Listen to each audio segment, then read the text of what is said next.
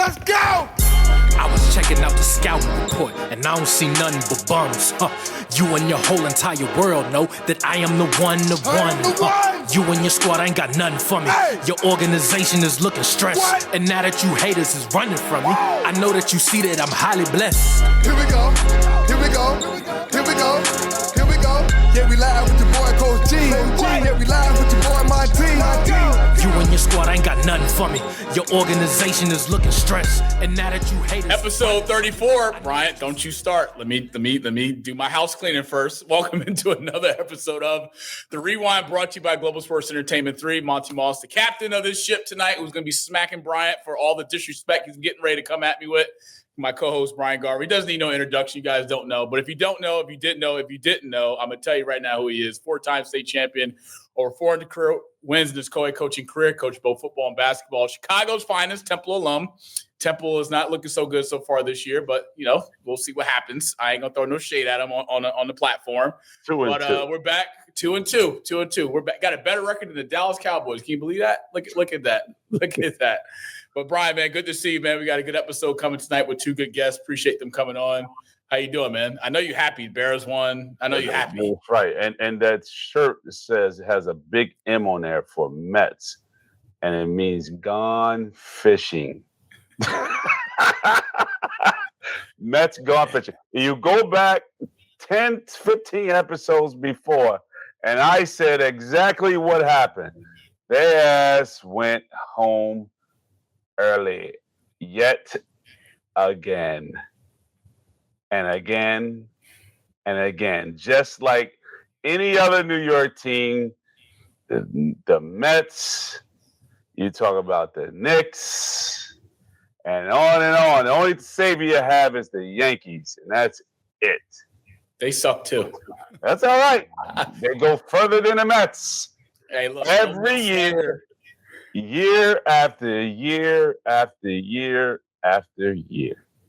No Mets slander will be tolerated on tonight's episode or any episode. All right. If you didn't get the memo, you could find out. All right. Because the Mets are way better than the Chicago White Sox. Let's get that straight. And the Cubs just started being relevant again in the last 2.5 years. Who's there right now? Who's playing right now? The Cubs or the Mets? I'm not sure. It just got real quiet in here. That's okay. That's how far the Cubs going this year in the playoffs. How far? World Series? Further than the Mets. If you haven't, please subscribe to our YouTube channel at the Rewind_GSC3, as well as follow us on all our social media platforms at the Rewind_GSC3. Next week, we got something special for you guys. We're going to be live for our first episode 35 on YouTube. Chris in our 1990 Studios, our producer behind the scenes, will make sure to pump that out to everybody, give everybody kind of heads up. Kind of excited for it, to be honest. Gives us a new step in a new direction, new opportunity. So we'll see what happens. People will be able to come in and comment, Bryant, be able to say how horrible your takes are. They say how good looking I am. All the women that's going to be coming in there. Shout out to all the single women in there. Actually not, because dating in today's generation is like dating the Mets. You get to the finish line and then you get disappointed. So we'll see. Got a good episode. We'll get our first guest in here. Young man, Eastside, part of the Eastside High School family. Bryant knows him really well. Know him since he was a little boy. I want to congratulate him also because he's just starting his new gig. Congratulations on graduating college, but starting his new first real world job, I should say, with the NBA, National Basketball Association, and their headquarters in Secaucus. He is a diehard Met, so I know I got backup tonight, Bryant. But he's a jack of all trades. He's passionate about his teams, including the New York Giants, which we're going to talk about tonight. But I want to introduce my brother from another mother who we meet every single year, our annual Mets game every year with the whole crew. Gabriel Mendez is in the house. Gabe, I'm not going to call you Gabriel tonight. I'm calling you Gabe. That's just what it is. But it's good to see you. Welcome into Rewind, episode 34. How are you? Very good, Monty. I'm glad to be here. What's going on, Coach Garvin? I wanted to come out for a while, so looking forward to chopping it up. Latest in everything sports. He did the right thing by calling me Coach Garvin. Yes, he did. He said, "Hey, what's up, Coach Garvin?" That's exactly what he said. The last time I saw him, he said, "Hey, what's up, Coach Garvin?" But now he's like, "What's up, Coach Garvin?" Good. What's going on, Gabe? How you doing, son? Sorry to mess up, but it's all good. We'll talk about it. Yeah, we're going to talk about it. You don't have to call him coach no more, Gabe. He's retired. Yes, he does. Don't listen to that. Don't listen to that buffoon. No Mets slander will be tolerated. Me and Gabe, we got something for you tonight. Don't even worry about it. Just wait. Our second guest we got coming on is a Newark legend, I should say. Born in Newark in 1962, was raised in Newark, as I said, living in Central Ward. Off and on until he was 29 years old. He attended school in Newark until the third grade. His brother, Mr. Ernest Ruffin, finished his schooling at Irvington High School, where he led the team in scoring and was the captain of the team, graduating in 1980. I wasn't born, FYI. Neither was Gabe. Ruffin was offered a partial scholarship to play basketball at Bloomfield College, where he went on to be a Hall of Famer, inducted 1996, only playing 2.5 years there. He has gone on to become a notable businessman written about and is known globally for his entrepreneur ventures and his award-winning community work. Just some accolades just to talk about him, because, I love to talk about the people giving their flowers while they're here. Captain of the Bloomfield team from 1980 to 84, was voted MVP for the Bloomfield College team in 1984 as well. Selected to the Hall of Fame, as I talked about, in 1996. He coached in the legendary Whole Summer League, Newark, New Jersey, to 2 championships, 1989 through 1994. Secured Newark legend Eric Williams a scholarship opportunity to Vincey's Junior College via his coach, Mr. John Carroll, in 1991, certified sports agent in the NBA from 1995 to 2002, secured the number 1 pick. People may not know, but damn sure I know from my 2K days. Joe Smith, number 10 pick Kurt Thomas, and number 14 pick Eric Williams, who was also from Newark, as well as clients in 1995. Secured the number 1 draft pick in 1999, WNBA Londa Griffin, All-Star Adrian Godson, and Olympic gold medalist Venus Lacey as his clients. Jack of all trades, Ernest, we are blessed to be by your presence on tonight's episode 34. Appreciate you taking the time out of your day to come join us. How are you, sir? Good to see you finally. I'm good, man. Thanks for having me. I'm glad to be here, although it's kind of late. Oh, don't even mention that. Well, unfortunately, the beat goes on. So let's get into an NFL Week 4 recap, as well as we'll get into NFL Week 5 preview. And that's the Steelers moving on to 3-1 in Dublin, Ireland, with a 24-21 victory over the Minnesota Vikings. Aaron Rodgers and DK Metcalf just love the chemistry that they are continuing to impress.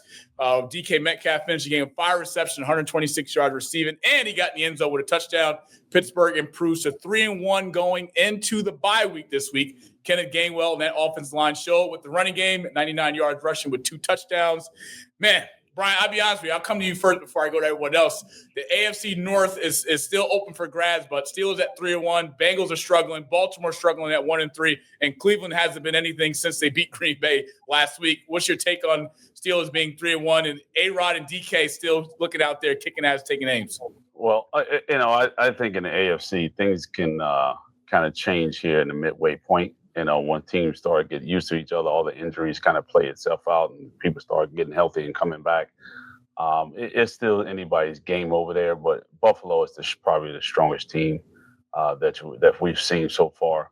I think they are ready to go. Baltimore is I don't know. I don't know what's going on over there. Defensively, they couldn't stop my grandmother, and she's dead. It's just that bad. I don't understand. They got some problems over there, and it's something that we've never seen before.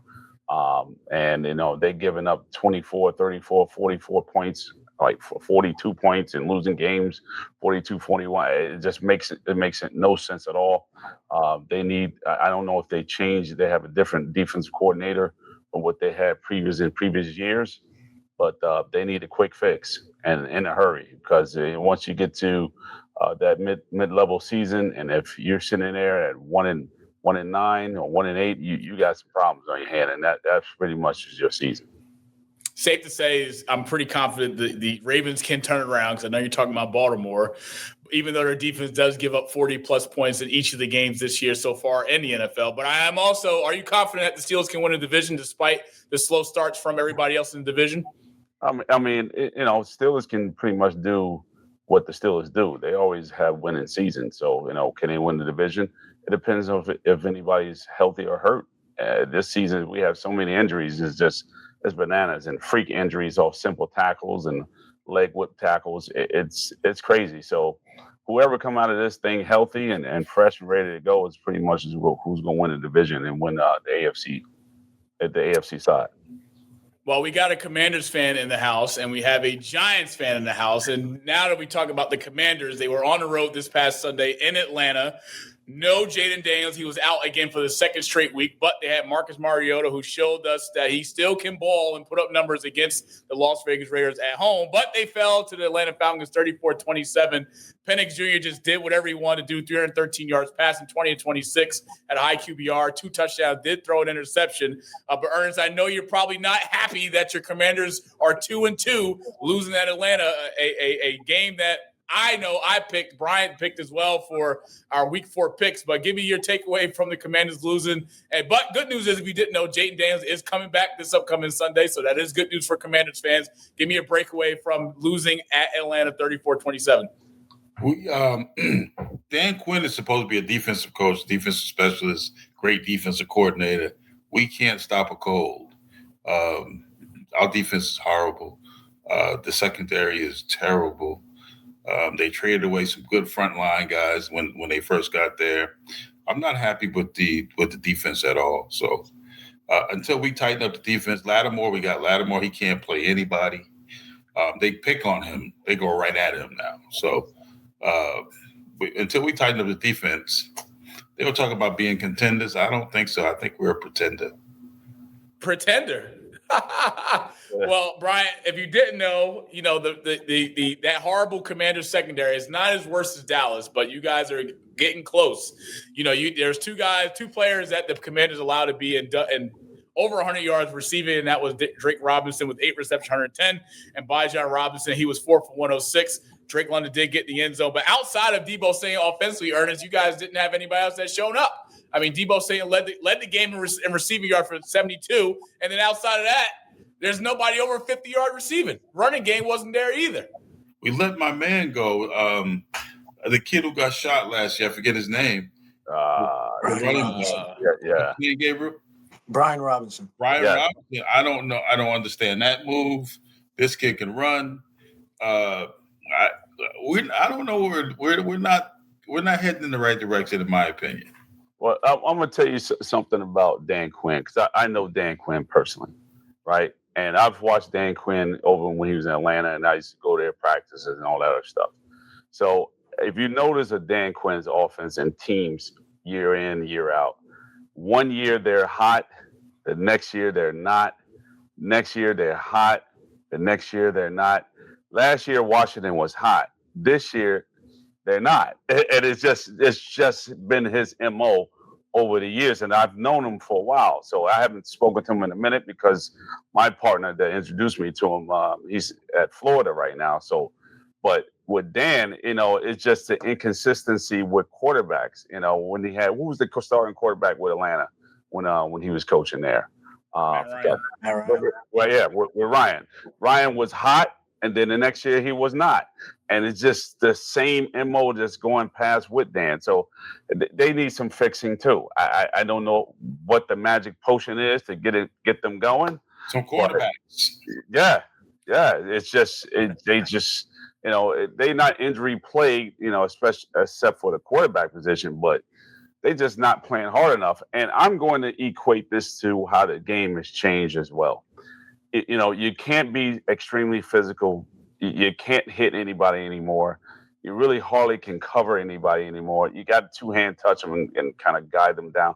You can't hit with the crown of your helmet. You can't. It's a whole bunch of things that kind of change the game. So that plays a part in it too. Well, good news is that I said Jaden Daniels comes back, but Ernest, I got pretty bad news. You're on the road again this Sunday against a Los Angeles Charger team that lost to the Giants that should have won. Let's just call it for what it is. But, Gabe, I know we'll get to the Giants in a little bit. But give us your quick preview, Ernest. Do you have confidence in your Commanders winning Sunday on the road in Los Angeles against Jim Harbaugh and the 3-1 Chargers? I do not, because the Chargers lost to the Giants, right? And they were undefeated before they did that. I'm sure this Harbaugh brother is a much better coach than his younger brother. So he's going to right that ship quickly. When we were talking about the Ravens earlier, Harbaugh got to go, in my opinion, on that. He's been there too long. I think he's lost the locker room. They can't get out of the first round of the playoffs. He ain't his brother. His brother can coach. I mean, you see the progress that the Chargers made in 1 year. So they're going to bounce back against us, against the Commanders next week. I'm pretty sure about that. So I don't think when we can't cover. So we can't cover. We're not going to be able to cover Keenan Allen and those guys. I don't see it happening. I want it to happen. I don't see it. Gabe, let's talk about one of the hottest teams, if not the hottest team, probably the best team right now, safe to say, in the NFC, and that's the Detroit Lions, 34-10 over the Cleveland Browns this past Sunday. Right now, as I said last week, the Lions have that 1-2 punch when healthy. They're one of the toughest teams to beat, and that's with David Montgomery and Jamar Gibbs. And look, Jared Goff continues to show up and show out despite all the coordinator change from the offensive side and defensive side. Jamar Gibbs, 91 yards rushing on the ground. 1 touchdown did get in. Dave Montgomery wasn't really effective as much in the run game this week, but still, it's the Cleveland Browns who fell to 1-3. I don't know how the Packers lost to them, but it is what it is. But, Gabe, let me ask you this. When we talk about the Detroit Lions, with everything that they had this past offseason, losing Coach Aaron Glenn to the Jets, Ben Johnson's now in Chicago as Brian's new head coach, who they just got to win this past Sunday against the Raiders. Is it safe to say that the Lions are the team to beat in the NFC, or do you still have Philadelphia with them being 4-0 as the best team in the NFC? It pains me to say it as a Giants fan, but I still have Philly as the team to beat, not just in the NFC, but in the entire NFL. When your quarterback was as inept as Jalen Hurts was in the second half of the game on Sunday, where he didn't even complete a pass in the second half of the game, and you still win because your offensive line is that dominant. Your defense is that dominant. You have maybe the best running back of our generation in Saquon Barkley, and you still find a way to win. I mean, I think outside of them, you look at every other team in the league, you could point to clear flaws that could hold them back. If they were to go at all, if they were to make it to the Super Bowl, like the Bills outside of Josh Allen, I wouldn't say are a great team. The Chiefs have their flaws. Every team necessarily has their flaws. But, I mean, when you look at Philly, and, again, Jalen Hurts didn't complete a pass in the second half, and you still win. I mean, that says it all right there. Chief, hey, Bryant, you agree with that? Philly the team to beat? There's nothing I could say. You know, he's thrown for 140-something yards a game. My dude. That's unheard of in the NFL, and you're 4-0. That just doesn't happen. And it goes back to what I said two series ago, actually 2 shows ago, when I said the Bears can't win football games because they can't run the ball. This is showing you that running the ball wins football games. They keep trying to make this a passing league, but running the ball wins football games. If you can establish a run, you can win any game you want. But as soon as you got sorry-ass offensive linemen that can't get any push and create holes, and you got a running back there that's timid as hell, and he runs like a little bitch, then actually you won't wind up being 1-3, 0-4, and things like that. But and then you sit there and wind up having Caleb back there throwing, where it paints his fucking nails. Like, it doesn't make any sense to play like that. But it's just the Eagles are sitting there and dominating the line of scrimmage on both sides of the ball. It's not hard. Guess what? You need studs on the front 7 on defense and the front 5 on offense. You have those studs, the game is easy. And it's just as simple as that. And they're proving it. They are. And Philly right now being number 1 in the NFC East, I don't see anyone giving them any trouble. I do feel like Philly will hit that midlife crisis moment in the season some point, maybe the middle of the season. We've already seen Jalen Hurts and A.J. Brown just not being on the same page so far this year. With some of the passes that Jalen Hurts has thrown. A.J. Brown's already came out publicly with some Instagram posts about, obviously some things that he just isn't happy of. And Nick Sirianni being the leader of this team as the head coach in the locker room, he's got to get his best 2 horses on offense. They got to be in sync. They got to be aligned if the Philadelphia Eagles want to have a shot at getting back to the Super Bowl, if not winning it again, because take away A.J. Brown outside this Philadelphia offense. Yes, they have Saquon Barkley. Yes, they have Devontae Smith. That won't be enough to go deep into the NFC because you got teams like Detroit. You got teams like the Bears. Sorry, who's talking about the Bears? Screw them. Commanders, when they're hot, I mean, it's going to be tough. So we'll see what happens. But a team that I know that you may all disagree with that has a shot to make the playoffs after not making it last year and the year before that is my New England Patriots, who bounced back this past Sunday with a 40-piece, yep, I said that, 42-13 victory over Carolina Panthers. Boy, did Drake May look good. He is just slowly getting better and better and better each week. Yes, I know it's the Panthers, and the Panthers are irrelevant. They're now 1-3. I know defensively they suck. Yes, I get all that. But this right here, what we're seeing from Drake May, there's only one quarterback ahead of him in that organization, and that's Tom Brady. As this season goes on and years to come for Drake May, if they can just keep the piece together, but continue to build, Drake May has what it takes to be a New England Patriot all-time great. But it was good to see Stephon Diggs. Yes, he came back off his ACL tear last year, had his first 100-yard receiving game this past Sunday. Always good to see him and Drake May put in a lot of work this offseason to get prepared for the season in terms of their chemistry, knowing where Drake's going to put the ball at, knowing where Stephon's going to be. And it was good to see he finished with 101 yards, 6 receptions. I'll take it. Patriots are 2-2, moving on to Sunday against the Buffalo Bills Sunday night. And guess what? If you didn't know, I'm going to tell you, New England's going into Buffalo, and we're going to lose. We're going to lose. We're going to lose. I'm still repping my boys to the wheels fall off, but we going into Buffalo with a fired offense and defense in the Buffalo Bills and Josh Allen. I don't have confidence in this Sunday. Drake, I love you. Of course, I love my squad, but I don't know. We losing Sunday night, and I just can't wait to see us lose. So we'll see Sunday night. Bills and Patriots, Sunday night football. You have the great Chris Collinsworth on the call. And Gabe, your Giants. We talked about the Commanders. Let's pivot.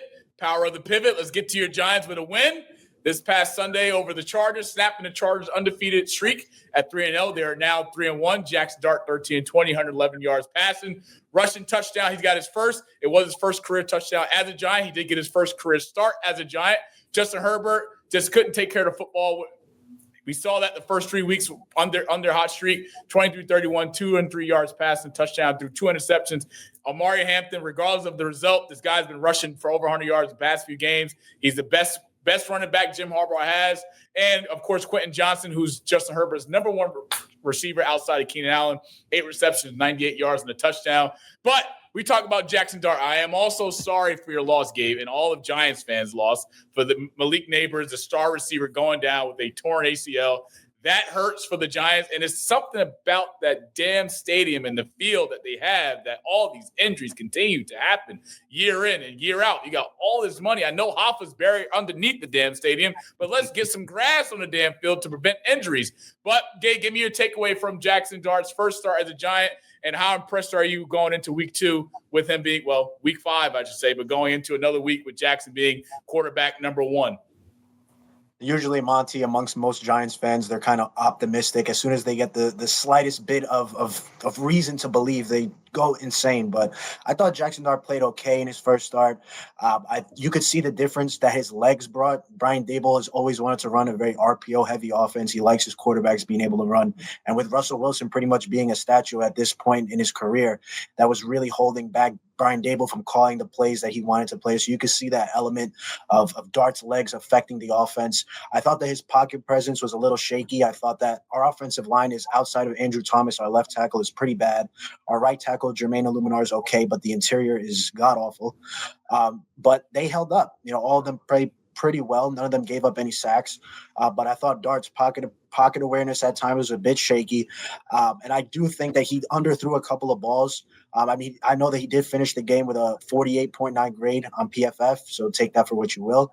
And also on the Malik Neighbors, though, I did think that he underthrew Neighbors a bit, which kind of caused Neighbors to try to come back mid-air, and I think that did kind of contribute to the reason why Neighbors unfortunately did get hurt. So I think there's some good. I think that he's athletic, but I don't think he's a Jaden Daniels or a Jalen Hurts in our division as far as a rusher. I do think you need to be a bit careful about it. But, in general, I was not high on Jackson Dart in the draft. I didn't want any quarterback in this class for my Giants. I just wanted to take best player available at every pick. Just keep stockpiling as much talent as possible. But, you have a GM and a head coach that are on their last legs, and drafting a quarterback would give them an excuse to keep their jobs. And, that's the exact reason why I didn't want them to stay around. And, we're in this situation. So I'm not high on Jackson Dart. I think that he looked okay. I think that he didn't do a lot to necessarily win the game, but he didn't do anything to lose the game either. I thought that he was just okay. And going forward, I'm not expecting a ton because the schedule is brutal. Against the Saints, maybe we'll see him perform a little bit better. Maybe he'll be a little bit cleaner. I know that obviously this wasn't the plan. If Russell Wilson wasn't as poor the past couple weeks outside of the Dallas game, Jackson Dart would not be starting right now. So maybe as time goes on and he gets more experience, he'll progress. But I'm not necessarily holding out hopes for him. Do I think he's the franchise quarterback? No. I'm expecting that whenever in this time next year, I'm expecting the next GM to already be going to scout whoever the next top quarterback in the draft is. But I'm hopeful for Jackson Dart, but I think it was a mixed bag all in all for his first game. Gabe, I will say it would be Bryce Underwood, but he's only a freshman, so you'll see him his junior year. And Right. We do know that this move here only means that Brian Dable will be fired at the end of the year, regardless of how the Giants finish. Rather you make the playoffs or don't. He's gone. GM's going to be gone. Time to clean the house. And look, at the end of the day, it is a do or die move. You have nothing to lose if you're Brian Dable by putting in Jackson Dart. Russell Wilson obviously didn't lead up to expectations, bringing him in. I thought the move for Russell Wilson coming to Giants absolutely made no sense. It's not a must-win situation. Normally in stages of players' careers toward the end, they go to win-now situations. And we know Russell Wilson probably wouldn't start anywhere else but the Giants. He got the start. 3 starts in the first 3 weeks. Didn't happen. Didn't matter. 0-3. Jackson Dart gets the first win. But safe to say, you're confident that your Giants will go into New Orleans, a New Orleans team who is not one, who's 0-4. Do you have confidence that the Giants can win on Sunday in New Orleans? It's a flip of a coin. I think that ultimately it's going to depend on the defensive front. The Giants won on Sunday because of the defensive line. I think that some context is needed in their performance in that the Chargers' 2 starting tackles, both all pros, Joe Alt and Rashawn Slater, are both out. Rashawn Slater's been out since the beginning of the year, and Joe Alt left the game early in the game, I believe. So basically, Kayvon Thibodeau, Abdul Carter, Dexter Lawrence, and Brian Burns were able to feast on backup tackles. And I know that the Saints don't necessarily have a great offensive line, but we're going to see. You invested a ton in this defensive line. You extended Dexter Lawrence. You drafted Kayvon 5th overall. You drafted Abdul 3rd overall. You paid Brian Burns. You traded for him. You invested so much in this defensive line. And because the Giants secondary is so poor because of missed draft picks, missed signings, your linebacker core isn't necessarily anything great either. You're going to have to win games with this defensive line, and they're going to have to dominate. Just looking at the assets that you've poured into that position group. So I think it's ultimately going to come down to that. If those 4 can get home to Spencer Rattler consistently and create turnovers, I think that we do have a shot. But I think it's going to be an ugly game. I think it's going to be a low-scoring game. And honestly, I'm not super high on this Giants team overall, so I still think it's a flip of a coin game. He just gave a lock of the week, folks. He said for Giants and Saints on Sunday, take the under. Don't take the over, take the under. But let's change gears, Gabe. I like this. I mean, he just came prepared. He understands the assignment. That's what we expect, Gabe. Appreciate you. Bears and Raiders. Them damn Chicago Bears found a way to get it done on Sunday. 25-24 was the final. Chicago now improves to 2-2, the first time they've been 500 since the season started. Raiders fall to 1-3. I'm going to talk about Vegas in a little bit, but Bryant, let's talk about your Bears. Game-winning field goal block, go into Vegas. You said they were going to lose. Last week, you said they were going to lose to Vegas, but damn it, got a way to get it done. 22 of 37, 202 yards passed from Caleb Love through a touchdown and through an interception. DeAndre Swift in that run game just wasn't effective enough to get the win, but it did just enough. 14 carries, 38 yards, did get in the end zone for a touchdown. But the Raiders, Alshon Jeffrey, that seemed to be the best pick the Raiders had in the last few years. Guy got in the end zone twice. He's rushed for over 138 yards rushing. You guys suck against the run. We know that. We saw that in Dallas last week. But I'm sure you are impressed with Ben Johnson and the Bears being 2-2. I like Ben Johnson, but you need to check your fact sheets because I put on there the Bears are going to beat Vegas. You said you're going to lose. You said that the Bears are going to lose. I got the Bears winning, and I said never doubt the Bears. So get your fact sheet straight, buddy. The Bears going to win every single game. I don't care if they suck or not. That's my opinion on that. 2, I was impressed with them at least running the ball a little bit. They've gotten a little bit better. I still think the offensive line really stinks. The right side is stronger than the left side of the offensive line. Defensively, we just got some issues over there all the way around the board. In the secondary, they're improving, but they're not where they should be at this moment. I watched the game from start to finish, and I was in here yelling. And right before that kick was blocked, I was upstairs on the first floor watching TV, and I said, "Block that shit." And they blocked it. And I was running through the house like I was going crazy. I couldn't believe they actually blocked it. But yet, he extended like he's supposed to. He freaking folded over his hands, hand over hand, like he was supposed to. And it was like you just drew it up perfectly. And it was outstanding. That right wing player that didn't punch out, that was his fault. He should have punched out a little bit more and hit him on the hip. He would have never blocked that kick. But I'm glad that he did what he did. That's why we won the game. And it's just as simple as that. The Bears got lucky, in my opinion. They made some critical mistakes in the first half. They looked like pure shit in the first half. And the little halftime show thing between our head coach and the what's that young lady's name that was asking those silly ass questions? Like they always ask, coaches about you need to do something different. That's what coaches do. We do things different. It's called a halftime adjustment. Don't you think? That's like, so the silly question that they ask is unbelievable. I never understand it, but I'm a big component of, if you don't know the game that well, you shouldn't be asking any questions. That's just my thought behind it. So she asked a silly question and got a silly answer back. Well, Bears will be on a bye week this upcoming Sunday, but do you know who you come back against off the bye week? Do you know? It's Ernest Washington Commanders on the road in Washington. God bless. And I'm taking Jaden Daniels over the Chicago Bears. Best believe that. Hold that. Because you're not going into Washington beating them. Let's just call it for what it is. Caleb Williams on the road. What happened in Vegas was an accident. What's going to happen in Washington is going to be the truth. He's going to paint his nails white going into Washington. It's going to change some things. They're going to get blinded by the light on his fingernails or whatever the hell he does. The fruitcake stuff bothered the hell out of me. But, it is what it is. I just got to keep rolling with the punches. And hopefully we get lucky again. But if that type of stuff make me cringe. I was like, football and fingernail paint, man. This is not paint by numbers. I can't deal with it. I just can't. It's just something wrong with that. But maybe I'm old school. This new school shit has got to go. Gabe, it's your generation, man. Fix it, man. Fix it. Fix it, Jesus. Just fix it. I'm not sure if Gabe, myself, or God can fix it. We just adapt with the new times. Two teams that Gabe and Ernest are familiar with, and that's the Dallas Cowboys. I call them Dal-ass. I don't call them Dallas. I call them Dal-ass because I don't even understand how this game even happened the way it did happen in the fourth quarter, and especially in overtime. Maybe the script was out, but 40-40 overtime draw between the Cowboys and the Packers. Cowboys fall to 1-2-1, and the Packers 2-1-1. Both quarterbacks just came to play. I was impressed with the play from Dak Prescott. But if you're the Green Bay Packers coming to this game, it's quite simple. The Cowboys came in without CeeDee Lamb, the star receiver.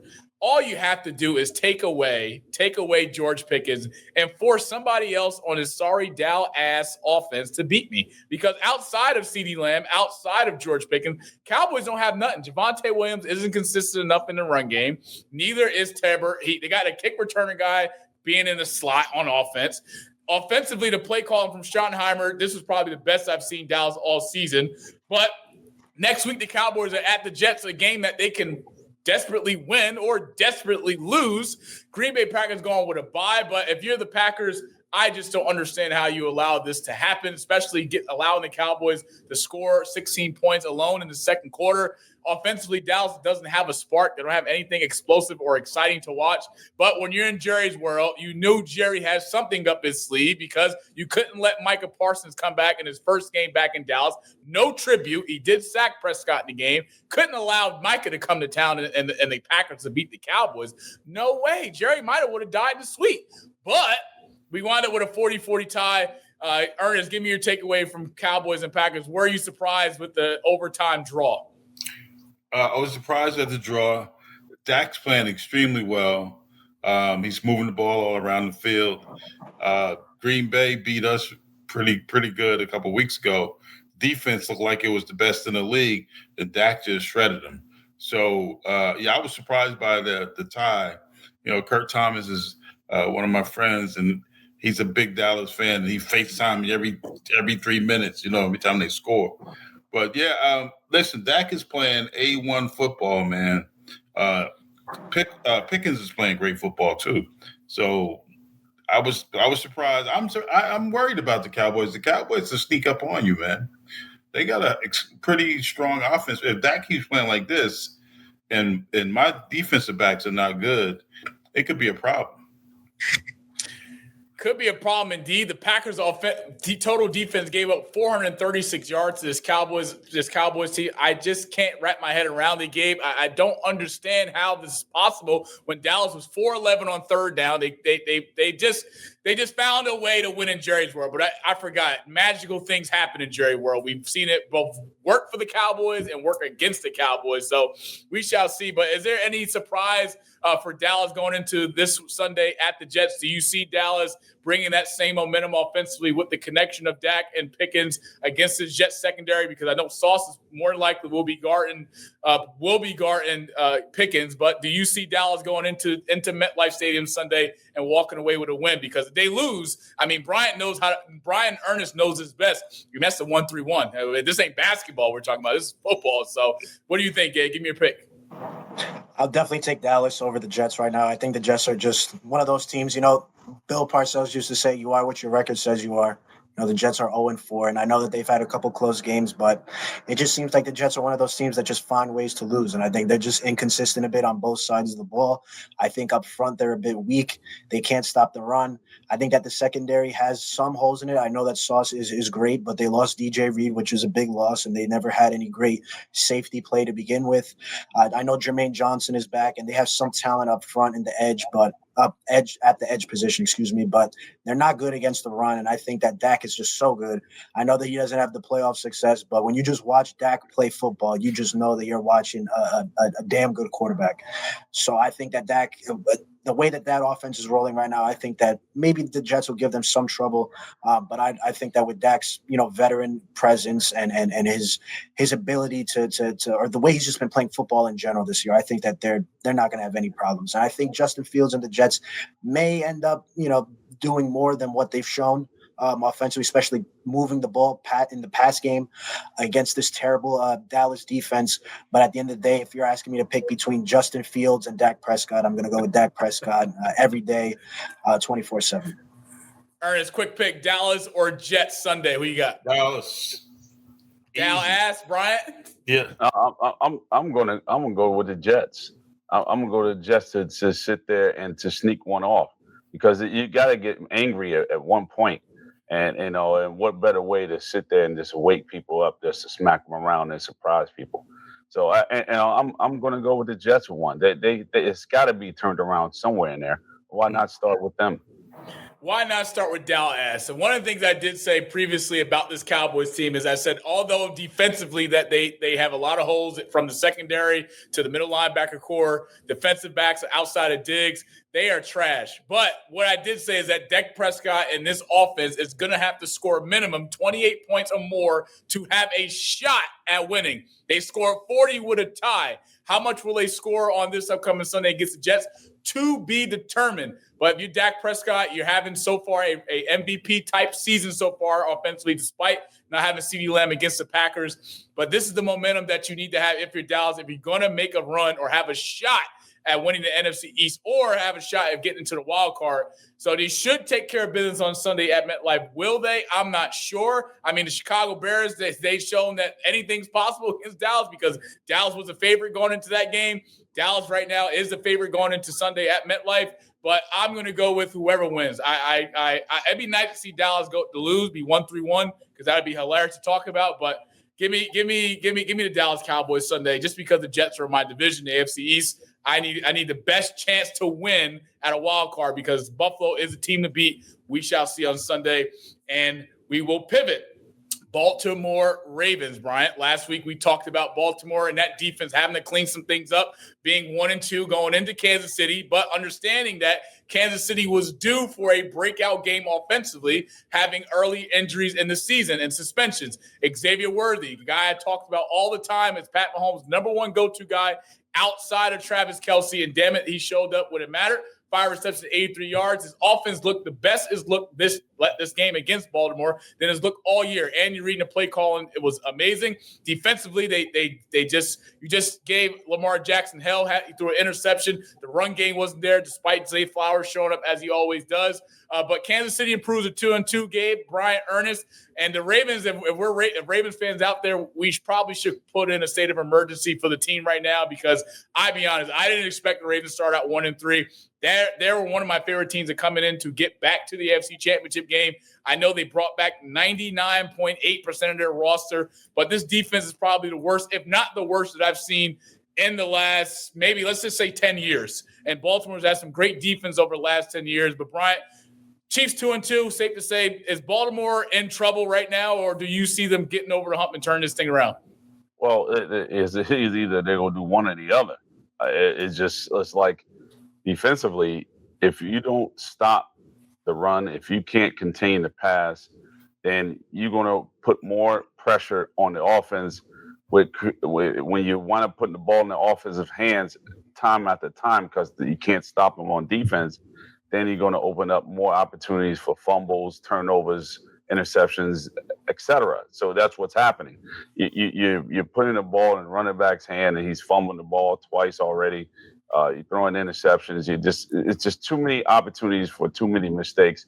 The defense need to control everything. They need to shut it down so they can just ground and pound and eliminate the mistakes and just stay focused. But now you're putting the heels on the offense to make sure they can score, and then bad stuff happens, and that's what's going on with Baltimore, man. Those guys are just underachieving by miles, and they're losing games by 1 point, 2 points, 3 points here. It's just a matter of mistakes. You can't make mistakes at critical times, and their record is showing.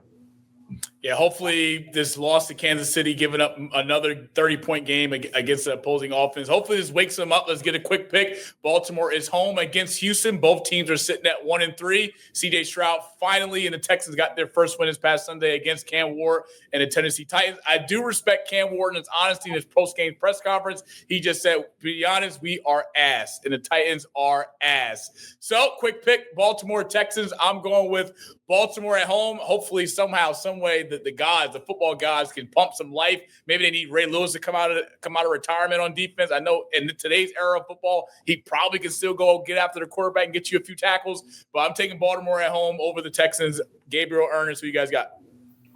I'm going with Baltimore in this game. I could see it being a high-scoring game just because of Baltimore's defense being pretty terrible. I mean, outside of Kyle Hamilton, they really have nobody, especially since their defensive tackle Azubuike is out for the foreseeable future. I mean, they can't stop the run. They can't stop the pass.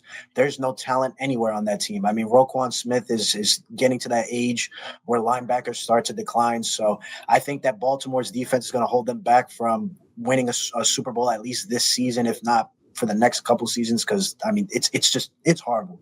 And then Houston, I don't think Houston is a good team. I think that this regime it's been all right. You would expect them to have taken a couple more steps at this point than the way they look, especially offensively.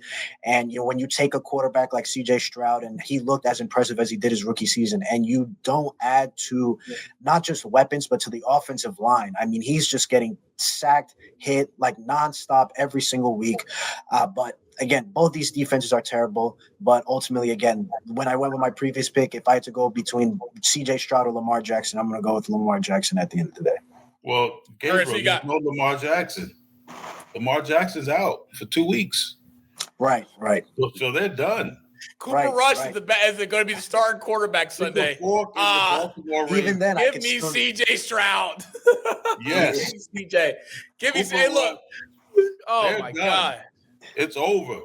Right. They're going to lose these 2 weeks. This could turn out to be the biggest waste of talent in the history of football if Lamar Jackson don't get to the show. I'm telling you, Harbaugh's had him for 10 years almost.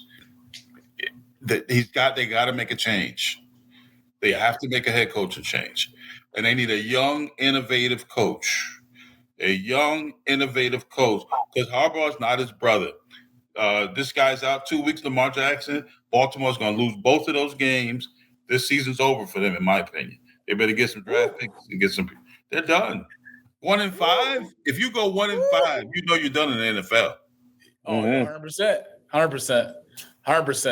We'll see. We'll see. It'll be an interesting game for sure. Over and under right now is at 40.5. Let's go with Gabe. Let's see if he can go 2 for 2. Give me the over for the Texans and Ravens game. Texans just may put up 28 points alone by themselves, the way this Raven defense looked. That game be 1 o'clock on CBS. And it's time for our Thursday night football picks, brought to you by Global Sports Entertainment 3. I'm coming into this week 4-0, undefeated. Love it. Brian's coming in at 3-1 with a desperately win. Also, FYI, for people out there that didn't know, I beat Bryant this week in fantasy. Always good to put a belt to ass on him in fantasy. Appreciate the W. I needed it. I couldn't afford to go 1-3 to look like the Dow asses, but I was surely certain my guys found a way to pull it out. 2-2. I'll take it 500 back to the drawing board, and we'll look forward to next week. We got the 49ers and the Rams this Thursday, Bryant. 49ers, no Brock Purdy. He is out. I thought Kyle Shanahan, the 49ers, made a bad decision to bring him back too early last week. He hurt his toe again. Mac Jones gets to start again. We already seen him in play early on in the season with the play call on Kyle Shanahan. Regardless of the quarterback, I just think the Kyle Shanahan system, any quarterback in there can do well with talent around them. They will not be with George Kittle this Sunday. He is out. Christian McCaffrey will be in the backfield, so we shall see. You know me. I'm going for 5-0. I'm going for 5-0, and I'm going to go with the team that's the fourth hottest offense in the NFL, scoring over 26 points a game, and that's the Los Angeles Rams. Give me the Rams tomorrow night. Actually, give me the Rams tonight. Tonight, Brian, you hear me? Tonight, give me the Rams over the 49ers. I'm going to 4-0. Who are you taking? Well, at first I picked San Fran because I thought Mr. Purdy was playing, but since he's not playing, it's a 50-50 ball game, but in my opinion. But I'm going to stand on it with San Fran. I think they still can stand up and wind up winning the game against the Rams. I'm going to stand on it, stay on business, and San Fran to win it.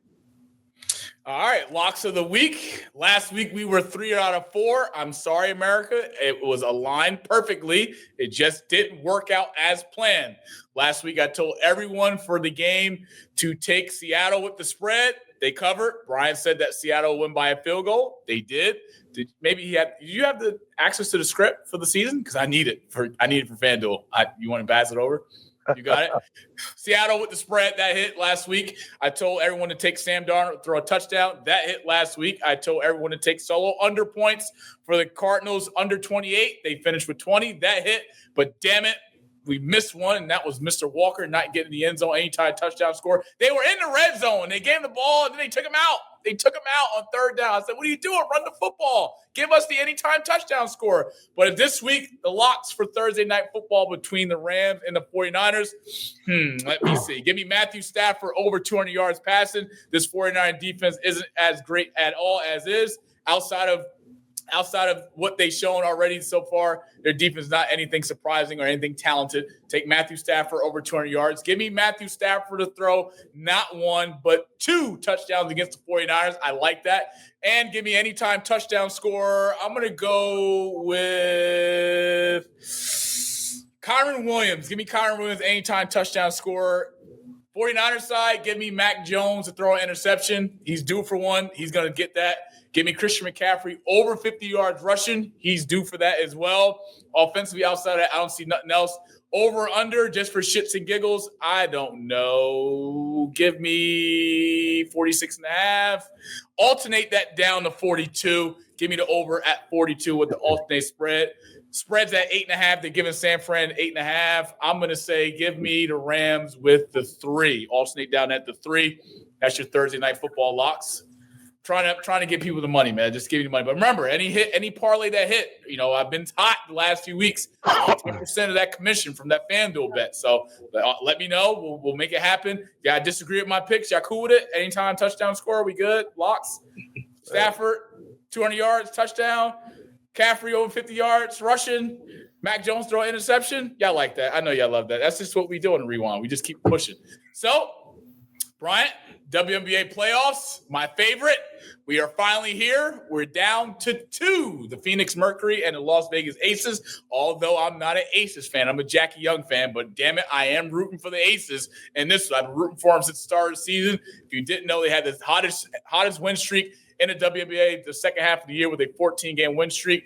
Becky Hammond and this squad has just been phenomenal with Chelsea Gray and Jewel Lloyd. They advanced to the WNBA Finals, 107-98 victory last night over the Indiana Fever. Want to give a shout-out to the Indiana Fever. Despite not having Caitlin Clark, despite having Kelsey Mitchell be injured in this game, despite having Aaliyah Boston foul out last night, Indiana was able to just fight to the end. I love a team that just doesn't go down without swinging. They damn sure gave a good fight. It was damn sure was a good series. I did not expect this series to go this long. Honestly, I expected Aces to kind of get them out of there kind of early, but that's okay. That's okay. They got them out. But for the Aces, this is their third WNBA Finals appearance in 4 years. This team has won WNBA championships. Becky Hammond's been the right decision. Although letting go Kelsey Plum, I still to this day don't agree with for her being in Los Angeles. But I expect an exciting series between these two teams. These two teams just align perfectly and match up. But this is going to be a guard series, if you ask me, because A'ja Wilson, she's going to show up and do what she do. And if you didn't know, Jackie Young just been the star, in my opinion, of this entire series against Indiana, especially in Game 2 with the game-winning putback layup, right place at the right time. Offensively last night, she just was able to get to her spots. She scored 32.7 assists. Woo. Who you guys got? WNBA Finals, Phoenix and LA. I'm going with Vegas Aces. Champs. Ernest, you're a WNBA fan. You've had clients in the WNBA, Hall of Famer, WNBA champion, so you know what it's like. Who are you taking to win? Do you see Phoenix being the champion for the first time in the WNBA Finals since 2021, or this is the Aces year to get another one? So I was at the Aces alumni game back in July, and they went on a run since then. I'm going with them. That just A'ja Wilson, young lady, is on fire. She's tough to guard, tough to handle. They get some good guard play. I like the Aces. I like the Aces to win the series. Gabe, you might as well just hop on the train with us and come with the Aces. There's always one to go against the grain, so I'm okay if you go with Phoenix. Rightfully so, with what Phoenix have shown us. First half of the year, they were banged up. Second half of the year, they were more healthy. Going into the playoffs, they got the right spark at the right time. Aaliyah Smith being the front row forward. They have some experience on this Mercury team. Don't sleep on them. They have a few players that have been in the WNBA playoffs, and they have won WNBA championships. So this is going to be an exciting one. Who you got? Aces, Mercury. I'm going to go with the Aces just because history tends to repeat itself. So I'm going to stick with the team that has consistently shown that they show up and perform when the lights are brightest. When they're on this stage, they're used to it. You know what to expect out of them. They know how to handle the moment. So I'm going to go with the Las Vegas Aces. Bryant, I'm going to give you a fun fact before you give your pick. Do you know the Aces went 3-1 this year in regular season play against the Mercury? The only time that the Aces lost was June 15th game. They lost 76-70. This will be a best-of-7 series, the first time WNBA has done this in its history. So this will be a long series from Game 1. And if it goes to Game 7, of course, Game 7 being back in Las Vegas. Who do you got taking home the championship? Vegas Aces, or are you going Phoenix Mercury? Aces in 6. Aces in 6. Okay. That's what it is. Okay. They gotta make some money. They go 6. You know, they gotta spread the wealth. They don't make too much money in there anyway. So the longer they stretch this out, the better. Hell, it may go 7, and they can win it in the 7th game and make more money. So it's all a money deal. Exploitation. I love it. Let these young ladies make as much money as they can and gouge them, because I can't stand that freaking commissioner anyway. Speaking of the commissioner, we'll get to that a little later on in tonight's episode. I'm taking the Vegas Aces. I'm taking Jackie Young. I think this series here, Jackie Young has got to be the player to watch out for, but I need Jewel Lloyd. I need Chelsea Gray and the Aces, other stars to step up even more, because you almost let one slip last night against Indiana. And had Aaliyah Boston not fouled out, we might not be having this conversation today. in regards to the Aces advancing to the WNBA Finals. I want to give credit where credit is due to Phoenix Mercury. They've shown the second half of the year that anyone can be beaten. Yes, Napheesa Collier did go down in that series against Minnesota, which helped Phoenix get over the hump, but they were giving Minnesota hell even when Napheesa was on the court. Now, of course, Becky Hammond is looking for goals. She's looking to strike goals. She just knocked out her former assistant last year, Coach Washington, who was student versus mentee in this series. Indiana had a great year despite not having Caitlin Clark. Bryant even came on the record and said that Indiana plays better when Caitlin Clark is not playing for the Fever. I won't get into that rabbit hole or go down it tonight. I will save that conversation for maybe another time. But Asia Wilson, she's going to show up and show out. Double-double machine. She's part of that AK sorority, so the whole sorority is rooting for her. Jackie Young showing up, year 7, being the star that she is for this team without a shadow of doubt on both offense and defense. I look forward to seeing the matchup from the guard play, and I look forward to seeing the Aces win. I'm going to go Aces in 5. Let's just get this out the way. 4-1 victory, WNBA champions. We're moving on to next season. God bless. Let's go, Aces. I'm getting my Aces gear this weekend, so looking forward to that. Rep them a little bit. Rep them, my Jackie Young jersey. Rep them. Game 1 will be Friday, 8 o'clock Eastern time on ESPN, followed by Game 2, which will be on Sunday on ESPN. And it's time for college football. The Michigan Wolverines were on a bye, but we are back this week. But before we get to Michigan, let's get to the game that everyone talked about, including me and Bryant, which had all the tail and tape to be one of the best games of the year so far this year, and that's number 6 Oregon going into Penn State, that place that Bryant knows very well, that he hates to play in. 30-24 victory over number 3 Penn State. And it's safe to say, Bryant, that this whole Coach Franklin thing at Penn State, it's time to put this thing to bed. Should we, fans of Penn State, be calling for him to be fired, or are we just going to let it ride? No. And this is why. If you're going to fire the guy, then you're going to need to find someone that's going to bring in some money and have a backing as far as alumni to pour money into these athletes as far as recruiting, because that's where we are with NILs and all that other stuff. Franklin, if anything, if you want to help the guy, give him some NIL money, give him some sponsorships, do it like your guy at Alabama did with Nick Saban, and turn it around. You can very easily get 20 paid players up at Penn State, but they don't want that. That's not what Penn State is. They always are ground and pound, simple football and basketball. The basketball program always stinks, but football-wise, they always find some guys in the middle of the country of Pennsylvania, and then they wind up, Pennsylvania, Ohio, get those athletes and play football, and they'll win 9 games a year. And I told Eric Gudger in 1992 at Temple University, we sat down and had this conversation. And when Penn State went over to the Big Ten in 1992, I told him this. I said, Penn State would never, ever, ever win another national title ever again. And he said, you're lying. I said, watch. Hang on, Bryant.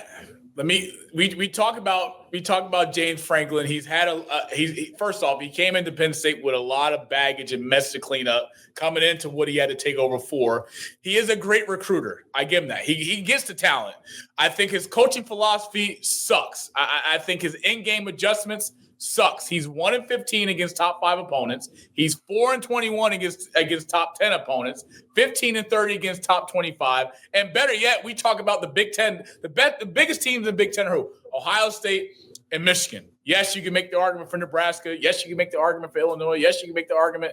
But Penn State wants a seat at the table so bad in college football. But yet, when it comes down to the big games for Coach Franklin and his Penn State team to show up, they don't. They're 4-17. He's 4-17 since being at Penn State against Michigan, Ohio State. If you can't beat those 2 teams in Big Ten, how the hell do you expect to beat anybody else in college football? How do you expect to be at the table with everybody else in terms of getting to the college football playoff if you can't take care of business in your own conference? I mean, I know Michigan got that problem against Ohio State. We're 4-0 in the last 4 or 5 years. We're going to make it 5-0 this year at home. But that's besides the point. You can't sit here and say, oh, well, he's the right guy for Penn State. When the bright lights are on, what happens? Folds like a launch.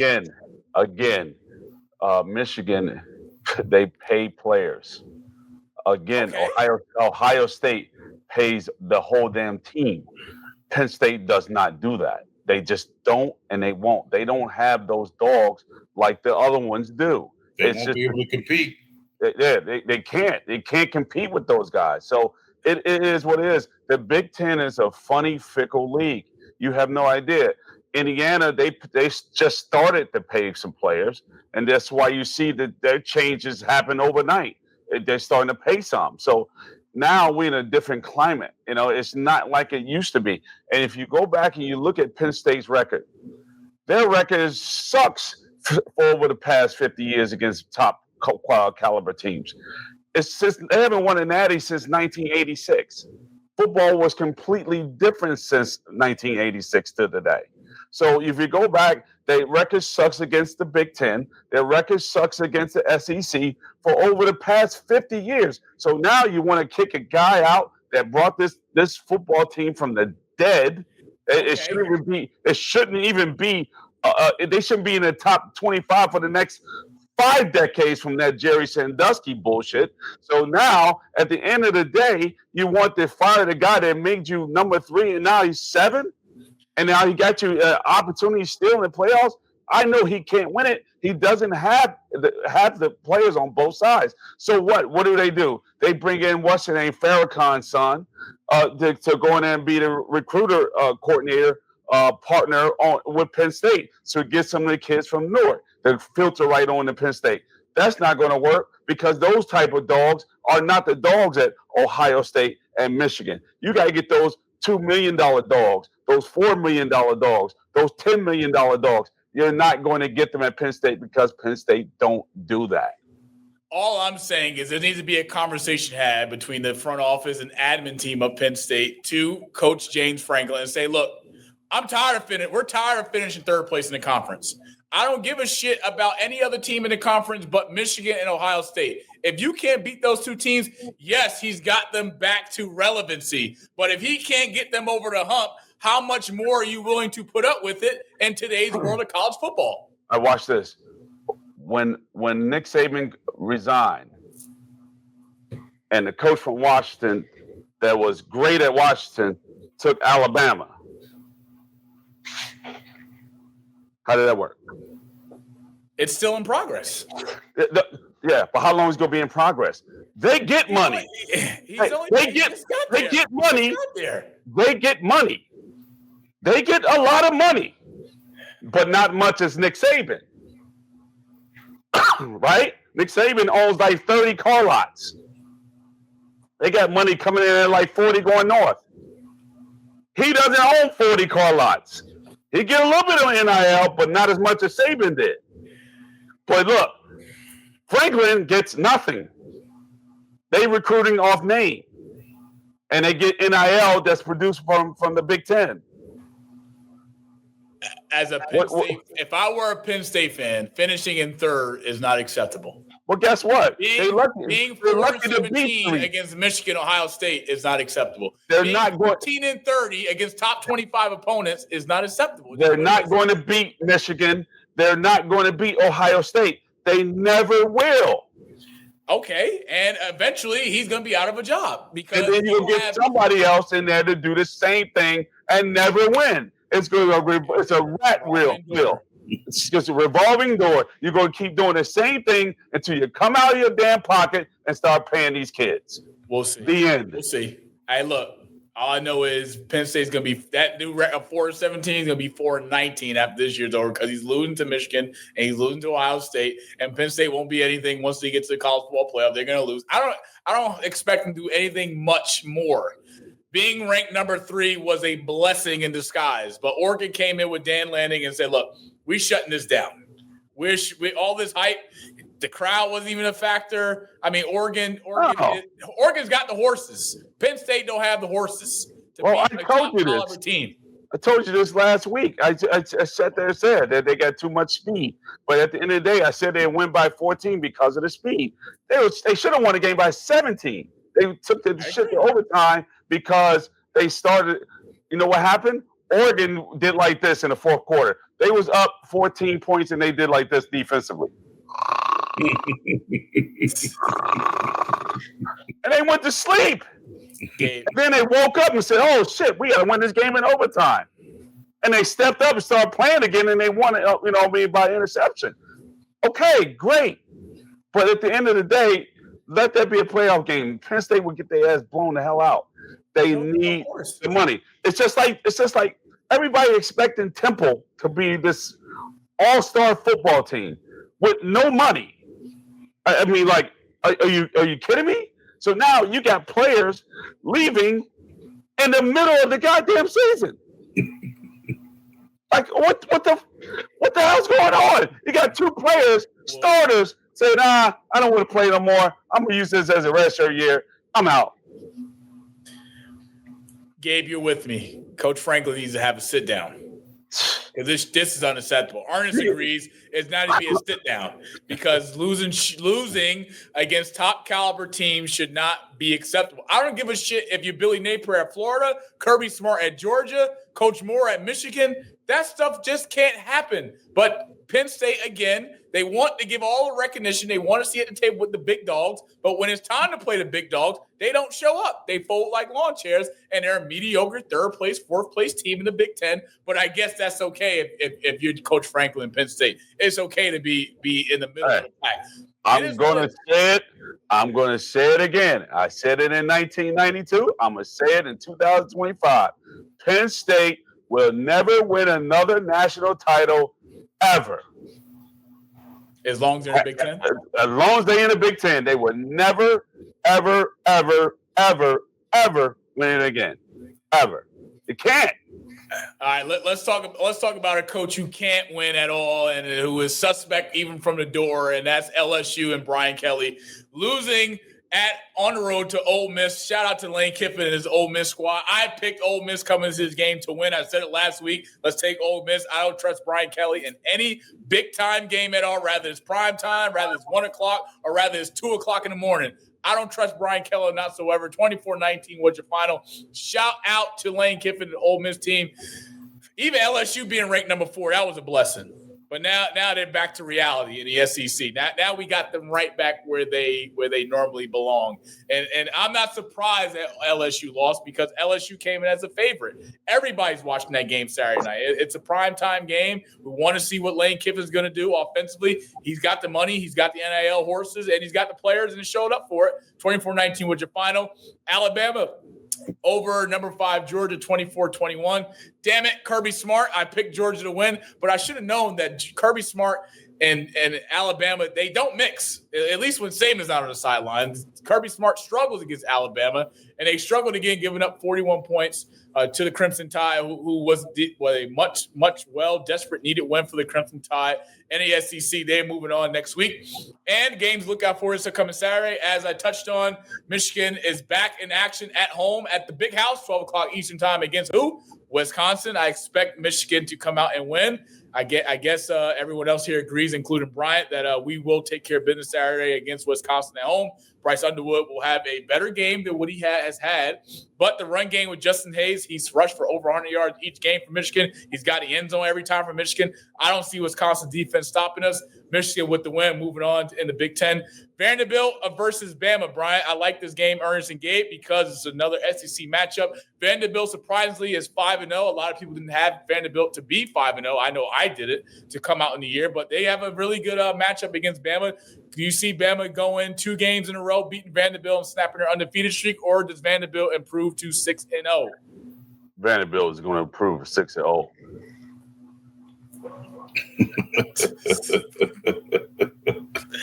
I'm telling you what it is. All right. They did it. They got the magic potion, baby. It's called Ulysses Grant. Put him on him, baby. Put it on it. Jackson Grant. Game of the night for me, Saturday, Miami versus Florida State. Miami having all the horses with Carson Beck at quarterback coming into town against Florida State. Florida State laying an egg That's right. I said it laid an egg Saturday against Virginia. I don't know how in God's name that was possible, but Virginia, they rushed the field. They got the win. Shout out to Virginia. But I like Miami in this game, Bryant, against Florida State. I just think Miami right now is on a different level on both sides of the football. Carson Beck and his offense looks really impressive. And just to work that this defensive line has been with having Joy Taylor's brother on the team, on the staff. He's come in, he's helped recruiting, he's helped players get better on and off the field with the mentorship. That goes a long way. And having guys like Michael Irvin, Miami Hurricane legend on the sideline, that just boosts your adrenaline even more. Give me Miami over Florida State. Safe to say we're on the same page? Good. Yeah, Miami with the win. They got everybody got envelopes after the game, so they're good. We can say this now publicly because before it used to be done privately. Now we can say it publicly. You can say anything. Anything goes. Anything goes. Bryant, any last words before we sign you off on episode 34 of The Rewind? Yes. I have one thing to say is and this is going back to the NFL before I get out of here about this guy, Craig Cantor on FS1. And he says something about Shedeur Sanders, man. And he's saying that Shedeur Sanders is not a good football player. And he should be a better podcaster and a streamer. That was just flat out disrespectful. And especially coming from a guy on FS1. And there's no disrespect to you, Monty, and whoever else didn't play the game. When your ass never played this sport of any kind, football, basketball, baseball, soccer, I don't give a shit what it was, you should learn to shut the up because you don't know what the hell you're looking at. You have no idea what's in front of you, and you have no idea how to judge talent. And to say this man should be a professional podcaster is disrespectful to the Sanders. That pissed me off today. And if I see him, I would give him a little boisterous in his ear. No disrespect to you sportscasters. My bad.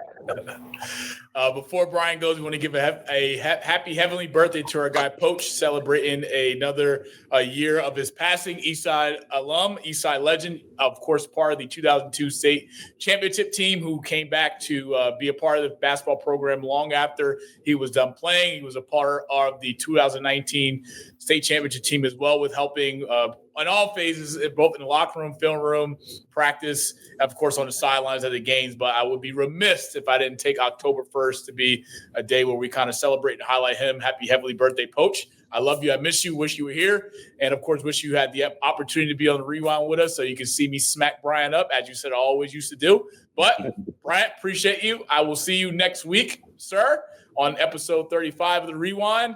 And it's going to be on and cracking. Got another Eastside alum on next week, so look forward to that. And go Bears, sadly. Go Bears. Good to you guys later. Hey, I'll talk to you guys later. See you later, Gabe. Bye. Love you. Good to see you. We're pivoting, and we're going into the NBA. These two guys, Gabe and Ernest, know exactly what time it is this time of year. NBA preseason is around the corner, starting tomorrow, as I should say, between the 76ers and the Knicks in Dubai. But this is the other preseason games that get ready to come down the pipe on ESPN October 5th. You got the Lakers taking on the Golden State Warriors 8:30. October 12th, Celtics and Cavs. Let's see what the Celtics look like this year with new additions with Anthony Simons. Denver and the Clippers. And then you got Mavs and Lakers October 15th. October 16th, Rockets and Hawks. We get to see KD in red making his Rockets debut in the preseason. But Sixers and Knicks, Gabe. We know the Knicks coming to this year with new additions, with Coach Mike Brown being the first year as a head coach. Previously in Sacramento, is a coach of the year. We know his resume speaks for itself. Adding new additions to this team with Jordan Clarkson, Larry Shamlet, and others. What do you expect this upcoming NBA season? Not also from the Knicks, but what's some of the things that are exciting you for a new upcoming NBA season 2025? Well, particularly on the Knicks, I know that growing up in a Knicks household, always being around Knicks fans my whole life, I know just about how passionate this fan base is, and I know how they felt about Tom Thibodeau prior. But in my opinion, I'm going to say that the grass isn't always greener on the other side. Is Tom Thibodeau the perfect coach? No. Is he the perfect offensive coach? Of course not. But I think that when you look at the personnel that he has, I'm not necessarily sure where fans are expecting there to be, these revolutionary changes. I think that Jalen Brunson, you can argue he's a top 10 player in the league. I think scoring wise, he's as good as any guard probably in the league. But I do think the problem with Jalen Brunson is that he's not the best facilitator. He's a score-first guard, and he needs the ball in his hands. And when you need the ball in your hands and you're not necessarily making your teammates better, right? Like I look at a guy like Tyrese Halliburton. Tyrese Halliburton doesn't necessarily need the ball in his hands to help his team win. He can help create for other guys, keep the ball moving. And I don't think Jalen Brunson is necessarily that. So I do think I think that the Mike Brown addition is a bit overstated, and I think that when you look at the bench pieces that they add in, I don't think that Jordan Clarkson is a playoff player. When you just look at a smaller guard that's not a defender, not really known for shooting threes, he's really a mid-range specialist. It's we look at the teams that have won championships the past couple years. None of those teams have a player of that profile seeing minutes in the Eastern in a conference finals and a final series. So I'm not necessarily, I understand the addition, right? Get you some shot creation aside from your main guys, especially in the regular season. And Yabusele was a pretty good addition. I think he's a better offensive player at this point than a defensive player. I think he's going to be able to space the floor at the fourth position, which is something that New York doesn't necessarily have. But aside from those two guys, I'm really looking at the team to be the same as last year. However, given that Boston is missing Jason Tatum and Indiana is missing Tyrese Halliburton, if there was ever a time that I think that this core was going to get it done, it would have to be this year. Do I think it's going to happen this year with the Knicks? No. But if they were to come out of the East, I would not be surprised. Ernest, let me get your take on this, but let me just say this first for the public to see and view on a global scale. Adding Mike Brown, we don't know if it make or breaks you yet. Offensively, philosophy standpoint, we know Mike Brown runs his system a little bit more different than what Tibbs has done. Tibbs doesn't use his bench. That's shown these last few years with the Knicks, especially predominantly in this year's playoffs. Mike Brown does. Mike Brown also brings in championship pedigree experience. Of course, Tom Thibodeau winning a championship as an assistant and not as a head coach yet. Same thing could be said for Mike Brown. But at the end of the day, Ernest, is still NBA Finals for the Knicks this year or bust. Agree or disagree? Agree 250%. They got to get to the finals. I think they'll get there. The Knicks are stacked, man. They got a squad over there. Mike Brown, like you said, Gabriel, with Jalen holding the ball, Mike's going to get him off that ball a lot more, right? His offense will get that ball moving.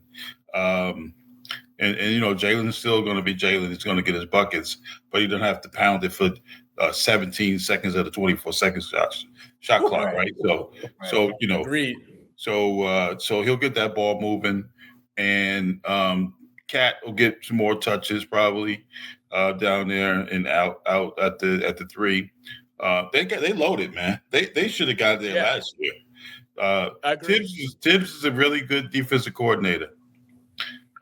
It's what he is. He don't know offense. He don't really care about it. I can't say he don't care about it, but and he plays 6, 7, 50 minutes. And what happens is he doesn't care. And what happens is it wears dudes down playoff time. And so so the change was needed. Tibbs is a good coach, but he's a DC. That's why he worked well with Doc Rivers, because Doc's a creative kind of guy. Now, if Tibbs was still there with Mike Brown, although he wouldn't be, that's a winning coaching combination. Mike's innovative on offense, Tibbs great on defense, but Mike needs to be the head so that he can put some subs in, because Tibbs not going to play subs. So I think it's like you said, Gabriel. Indiana's not at full strength. We don't know what's going on in Philly, right? The Knicks should come out the East, and who they'll face, the Rockets, or I'm not sure who, somebody over there. But this is their year. The East is open. The East is open for Why? sure. The East is open for any team like Milwaukee, any team like Orlando, who I have to be a sleeper. Although Orlando doesn't have playoff experience, I do believe regular season they can be a team that we should keep our eye on. And you can't forget about the Cleveland Cavaliers, just what they did alone this past season, including last year. Donovan Mitchell showed up during the playoffs. They did lose to Indiana in the second round, but outside of that, those are the teams I like to see come out of the East, because Boston without Jason Tatum, yes, he goes to rehab 6 days a week. Is it worth it to bring him back? We'll see where Boston's at in the second half of the season. Will it be worth it? In my opinion, not. Protect your investment, protect your highest paid asset, bring him back for 27. But, Boston's had success. Milwaukee, we look at Doc Rivers, we look at Giannis. We don't know what's going on in Milwaukee. Are they going to be better this year, or are they going to be the same? Doc Rivers has a notion of putting teams together, having success, but when it's time to get to the big dance, folds like a lawn chair. This is the Doc Rivers MO. And, at the end of the day, the Knicks are going to be the Knicks. But it's finals or bust. There's a lot of pressure on Mike Brown. The bench did improve. We talked about last year, the Knicks bench was trash. It was horrible. Tibbs didn't go past the seventh man, really, and it hurt them because the last season Knicks, they had the most starter minutes. They led the league in starter minutes in the league. That wear and tear, as Ernest said, catches up to you once you get to the playoffs. They got to the playoffs, and guess what? They were doing the same thing, playing Jalen Brunson 40 minutes a game, playing Mikal Bridges 40 minutes a game, playing Josh Hart 37 minutes a game. All of that stuff eventually catches up to you, and that's why the Knicks didn't have that extra leg, that extra push, that extra gear that you need, especially in the conference finals, to get over the hump to get into the finals. But even if the Knicks do make it, they still lose to the Oklahoma City Thunder, in my opinion. They just don't have the matchup to compete. But we shall see. A new upcoming season is arriving. 2025 NBA season getting ready to kick off at the end of October, and we shall see. It's time. Although Bryant's not here, we put something together for him every week, hot take. But I'm in the hot seat this week because normally Bryant's here for this, but, he's not. And I've been in this seat before, and I want to get both of you guys' opinion on this once we talk about it. But it's time for this week's edition of Coach Gars, but we're going to change it. It's going to be Monty's hot take. Let's get to it.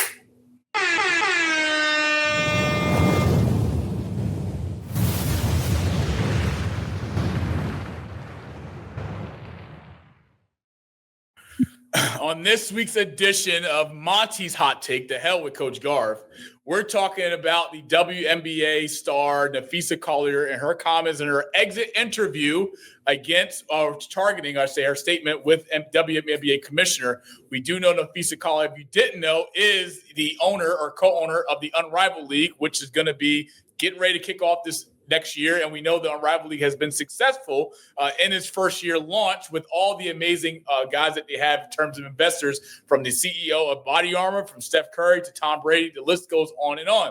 Now, Napheesa's already came out and said in her exit interview that, yes, the WNBA has the best players in the world. They have the best fans in the world. But yet the leadership in the WNBA is absolutely the worst. Personally, I agree with her. We look at the WNBA, we do know that this is the most important time of the year for the upcoming CBA negotiations that's getting ready to take place after the season's over. This will either push the WNBA into another stratosphere. We know we got expansion teams getting ready to come down the pipe, the return of the Detroit Shock.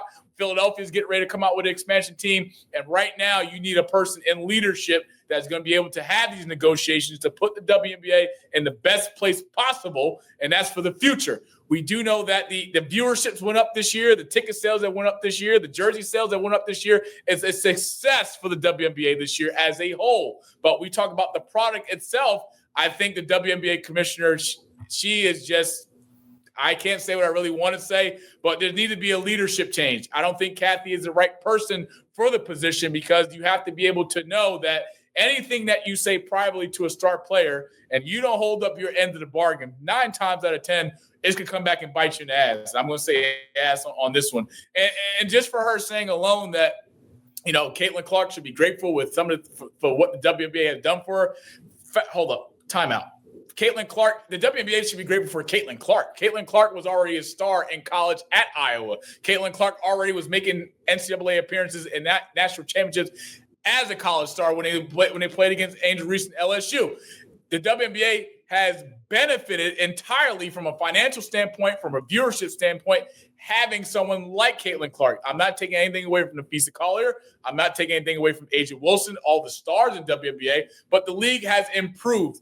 Now, yes, a player making $60 million versus everyone else that makes in the WNBA, I'm not going to question that, because you should never count anybody else's pockets. But at the end of the day, in my opinion, Ernest, and you know this because you've been around the league for over 20 years, and you've seen the rise, the develop, and the growth and the success in the WNBA. She needs to resign immediately. This is an important time for the WNBA. She shouldn't be in no C-suite, no negotiation boardroom for the CBA contract is getting ready to come up. Give me your takeaway from from Napheesa's comments. Give me your take on that. And also, where should the WNBA move forward with the important negotiations that get ready to come up next season?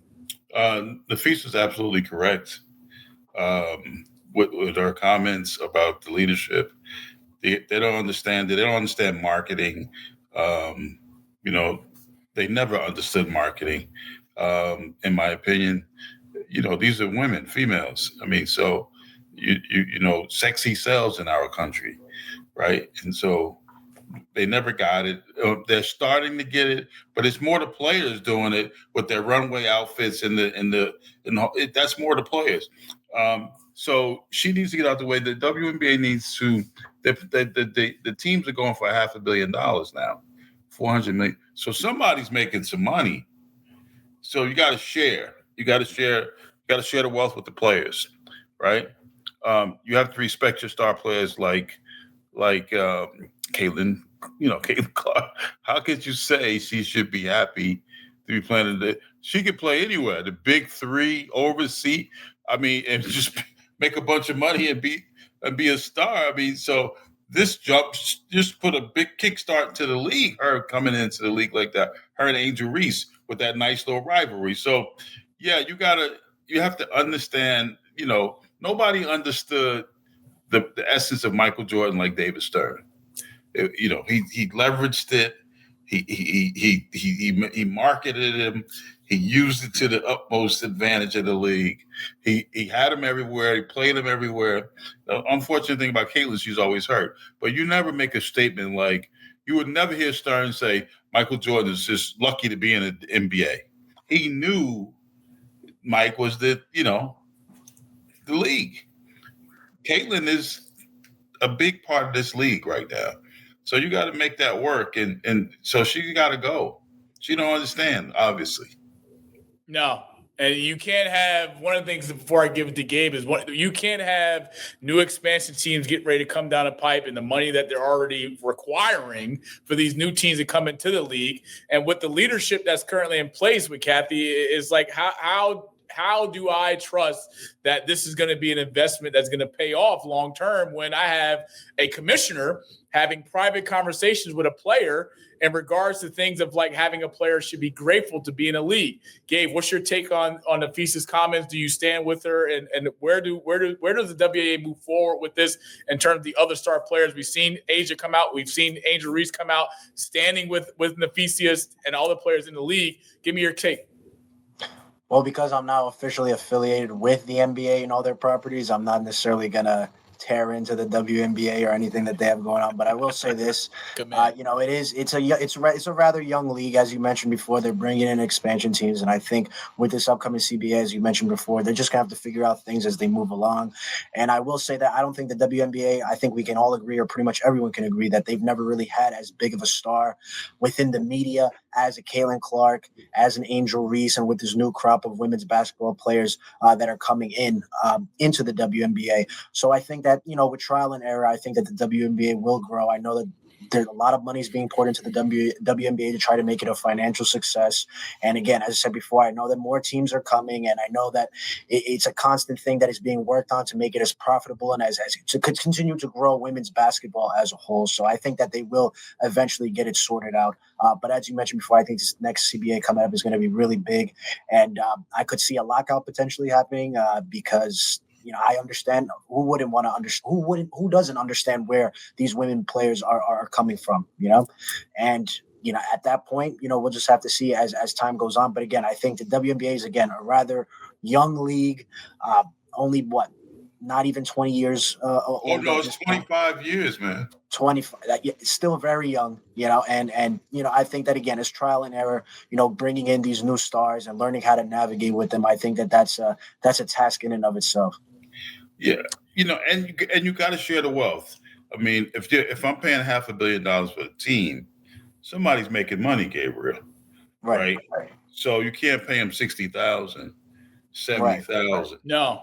Right. No. You can't. You got to share the wealth, and no health insurance. Right. You have, and the retired players don't have anything. Nope. Okay. So you got to make it right, and then you got something.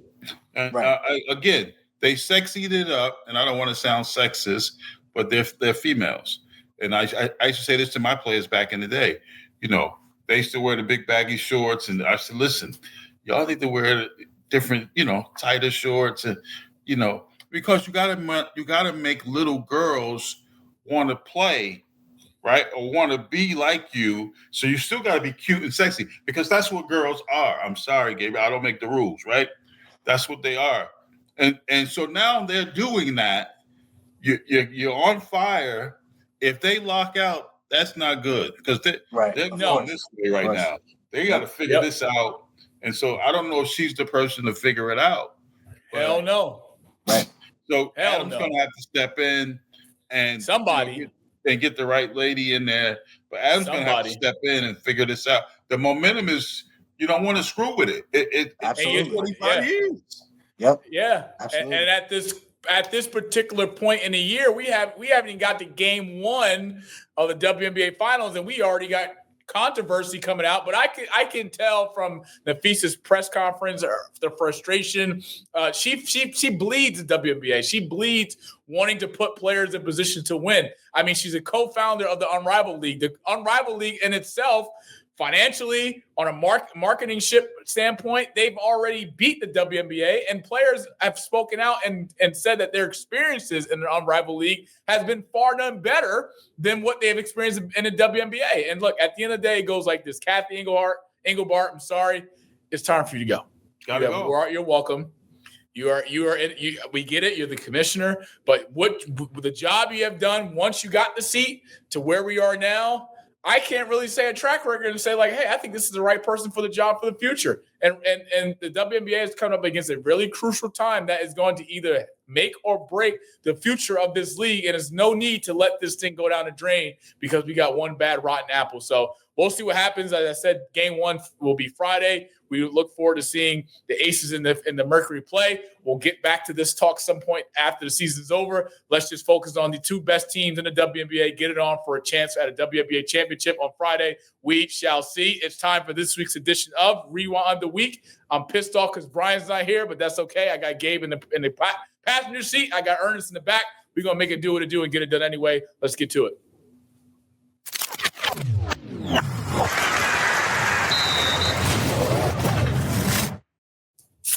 I'm upset. I am angry. I am pissed off. I am hurt. I am a lot of things as a Met fan. And damn it, coming into this year, a lot of high expectations. Spending over $1 billion in the offseason, acquiring a star player in Juan Soto, who had a really good year in year 1 as a Met. First half of the season, he was sluggish, wasn't really living up to the potential or the money that we given him. But second half of the year, he just turned the corner and things started to progress. The Mets were in a playoff seat, a playoff spot the entire year. Get towards the end of the season, things started to get a little dicey. We already had the wild card spot because Philly already shown us that losing in Philadelphia for the 4-game road game trip, losing 4 straight to them, put us out of the contention of an NL East championship, which we hadn't had in a while. But yet, wild card is do or die. Cincinnati was a few games behind us. Fast forward, they were a game behind us. Fast forward, we go into the last game of the year when the Mets are on the road in Miami. They need to get down to a win and get in situation because the Reds need the Mets to lose to get in, and the Mets need the Reds to lose and the Mets win to get in. That was the scenario on the last day of the year. And then the damn Mets didn't make the playoffs. And I had to hear about it. And I'm still hearing about it. And it is a disappointment because our owner, who's one of the richest, wealthiest guys in the world, who's earned his name on Wall Street in New York, just got approved for an $8 billion casino that's getting ready to be in the works of being built in New York. So if you're the Mets finishing at 83-79, man, every Met fan's got to be pissed, right? I know Gabe's a Met fan. I'm a diehard Met fan. We bleed orange and blue. No Syracuse. But from what we've seen transpire afterwards, Gabe, is that the Mets are going to retain Coach Mendoza, but the rest of his staff is no guarantee. Now, there's a guy out there by the name of Carlos Beltran. I would love to have him on the staff. Maybe bring back Willie Randolph. I mean, I'm not just talking to talk. I'm saying realistically, we need to put people in positions to win. You look at Terry Collins' staff from the 2015 World Series team. That staff, it builded its way to put us in position to win. Yes, we have a lot of exciting things to talk about with the beautiful stadium, but paying Juan Soto all his damn money and not making a playoffs game, I'm pissed off. I'm angry. I'm ready to choke somebody, to be quite honest with you, but I don't want to do that. So please help me understand the Mets this year and where do the Mets go into the offseason, because it's disappointing to be the highest payroll team in the NMLB, to be the team that everyone's got their eyes and ears on, to have a playoff contention spot throughout the entire year, but get down to the last few games of the season and blow it and lose and not make the playoffs, and be a team in baseball history that spent $1 billion in payroll in the offseason and not have a playoff appearance to show for it. Gabe, the floor is yours. Well, I think when we reflect on the 2025 Mets, I mean, it's a mixed bag. I think that ultimately you could look at the pitching collapsing in the second half, shoddy defense. But to me, I think the most disappointing part of this team was the offense, because this is what this team was built on. When you look at the personnel, Soto is not a good defensive outfielder. Neither is Brandon Nimmo. Alonso's nothing special at first base. You didn't know what you were getting at third base with Vientos coming into the year, especially defensively. Alvarez has had his struggles in the past behind the plate. You knew that this lineup was built to slug, and this team had to hit for power consistently, and they ultimately just didn't do that this year. And I think that a big part of that is the hitting coach, which I think David Stearns is the man for the job. I like Carlos Mendoza. I think that he was given not a lot to work with this season, and ultimately I think that this is it for this core, especially the core before Soto with McNeil, Alonso, Nimmo, and Lindor. I mean, Lindor had success outside of New York, and Soto had success outside of New York as well. But those three homegrown guys, they've had no sustained success amongst themselves. And as soon as Lindor got here, since Cohen took over 2021, 2022, 2023, and this season, out of the 5 years that four has been together, they have collapsed. So I think it's time to let them go, because what's the alternative? Fire Mendoza and is it Mendoza's fault that they collapsed under Luis Rojas and Zach Scott? Is it Mendoza's fault that they collapsed under Billy Upler and Buck Showalter? I mean, give this core another manager so that they could do this all over again. I think that it's time to rip the Band-Aid off. And listen, I know David Stearns didn't have a good offseason by any means, but it's time to let you listen. You made this guy the highest paid executive in the sport for a reason. Let this guy move off of some of these core pieces, whether it be McNeil. I highly doubt you can move off that Nimmo contract. If he doesn't want to pay Pete Alonso $150 million in this offseason, let him make that decision. You gave this guy all this money. Now let him build the team the way he wants to, especially with this lineup. Now, on the pitching side, I understand the rationale of not wanting to pay long-term contracts to pitchers, because ultimately in today's game, pitchers are fickle. They get hurt from pitch to pitch. You never know if a guy might just be out for the rest of the season. And when you look at the big names that were available this past offseason, Corbin Burns ended up hurt. Blake Snell missed a lot of time. Those were the two big names in the offseason. So ultimately, you can't say that the guy was wrong in a way. And I think going forward, the Mets do look bright. Their future does look bright, especially pitching wise. McLean looks like a frontline guy. Jonah Tong, he shouldn't have been in the majors this season, but because the starting rotation was so bad, the Mets had no choice but to throw a 22-year-old out there in the middle of a pennant race. But I think Jonah Tong has a bright future. Brandon Sproat has a bright future. There's a lot of pitchers coming up in the Mets system that I think ultimately have bright futures.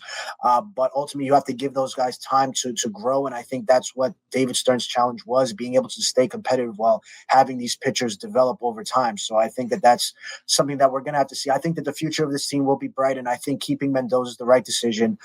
He decided to retain all of Buck Showalter's staff when he was first hired last year, the hitting coaches and the pitching coaches. I think get rid of everybody, let Mendoza pick his own staff, and let David Stern start to build out his own roster and get rid of some of these guys that have been a part of losing here for way too long. I'm a Yankees fan a little bit.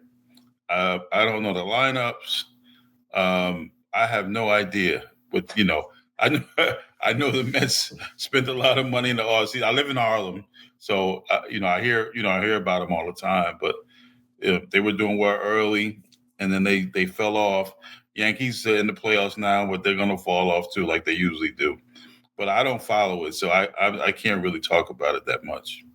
I mean, yeah, ultimately, I think that the Mets will be better moving forward, but it's a tough pill to swallow. I mean, this was supposed to be our year, but I guess when you look at the rotation of pitchers that they had put together coming into the season, I mean, ultimately, a lot of people weren't high on the pitching coming into the season, and, what can you say? It ultimately proved to be right. And, all you can hope for is that the young kids develop going into 2026. Stearns gets to bring in some of his own position players. We'll call it prospects, get rid of guys, maybe McNeil, let Alonso walk. You want to give all that money to Alonso? That's a question that David Stearns is going to have to ask himself. And as far as the pitching, they have to go get some sort of frontline guy, whether that's through a trade, maybe Joe Ryan from Minnesota, Freddie Peralta from Milwaukee. Someone. The Mets have to get at least one arm that you can trust in the playoffs and is going to give you 170 innings in the year and is going to be a frontline caliber pitcher to complement the youth that they do have coming up. But I think that the future is bright for the Mets. But I think it was just a combination of inconsistent hitting, poor bench coaches. Also, just this core in general, I think that their time has come. I think ultimately their time probably came last year as well, but they had an incredible second half of the season to where there was no reason or there was no real justification for breaking it up.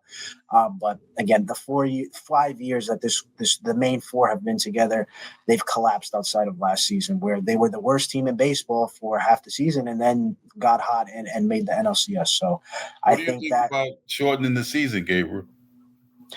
I understand the argument. Ultimately, I feel, as I'm a big baseball fan, I'm a old school fan, so I understand the appeal of trying to shorten the season and making more games meaningful. But I mean, ultimately, as a baseball truth, I mean, the Mets missed the playoffs this season, and they finished tied with the last team in the wild card. So ultimately, I know people always tell me when I get upset over the Mets losing in May, oh, the games don't matter. It's 162 games, and it's like every game ends up.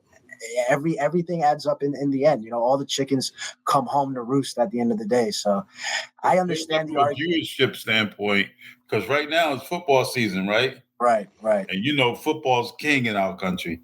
Of course. So from a viewership standpoint, I like the idea of maybe shorten this baseball season 20 games so that they finish a month ago. Right. And then now everybody's focused on the series and the playoffs. Right. Before football really kicks in. Right. What you think about that? I think it's an interesting idea. I've heard it thrown around. I mean, I think it depends. I see the logic, and I think that once football comes in, it doesn't matter whether it's basketball, whether it's whatever. Football's on. Football is on. Football is king. Nobody's coming close to football. Number one reality show on TV, football. Right. And ultimately, I know a lot of people in my generation that just don't like baseball. It's baseball, in my opinion, is a very family sport. It's a very personal sport. It's either something that you grow up with and you like, or you don't. And in my case, it was something that, my family loves baseball. So I was always around, Mets baseball. And it's like, I work in the NBA. Basketball is always my sport, but, baseball was always like a family thing in our family. I know that that's not the case with a lot of people. And ultimately, I could see where it's a boring game. Ultimately, I like it, but I understand the and especially in this generation where everybody wants everything, fast, quick action all the time, having to sit there for 2.5, 3 hours and watch a pitch and waiting for, a base, a single to, and unless a home run's happening, the casual fan isn't necessarily going to be, paying attention as much as they would even a basketball game, and of course to a larger extent a football game. So I think that baseball, just in this generation, I think is always going to inherently struggle with that. So I think and they've made some changes. They with the pitching clock try to make the games quicker, and I understand the logic behind making the game shorter, but ultimately I think that just with the way the world's progressing, I think that baseball is always going to be in the passenger seat for the NBA and to a larger extent the NFL. I grew up a big baseball fan, and I'm a lot older than you, of course, but I grew up, my grandfather was a big Mets fan. Huge Mets fan. So that was always at his house. And then I grew up a Yankee fan because, we had Reggie Jackson and Catfish Hunter and Willie Randolph and those Chris Chambliss, those kind of guys. They were really good ball players. So I really followed baseball back then. And then, as I got older, I always played basketball and football, but it lost the edge or something. And then we started. We didn't have many players of color. Like they had a lot when I was younger. Then they kind of phased off. So that kind of took my interest away too. But that's coming back now again. But I think instead of if they shorten it a little bit and not try to compete with football from a viewership standpoint, Right. Pray for the Mets. That's all I can say. Pray for the Mets, and good luck to the Yankees, even though I hope they lose against the Boston Red Sox. They play tomorrow, series side at 1 apiece. It's time for our last segment of the night, and I'm giving it to a guest. Normally I don't. These are privileges. These are earned, not given. But Ernest, I'm going to tell you something. You have a segment. You know what time it is, and Chris, he knows. I got behind the scenes. I don't normally do this kind of stuff, but I was raised on respecting your OGs. I am respecting my OG. Thank and you. It's time for Moss, with Moss, our last segment before we go home. Let's go, baby.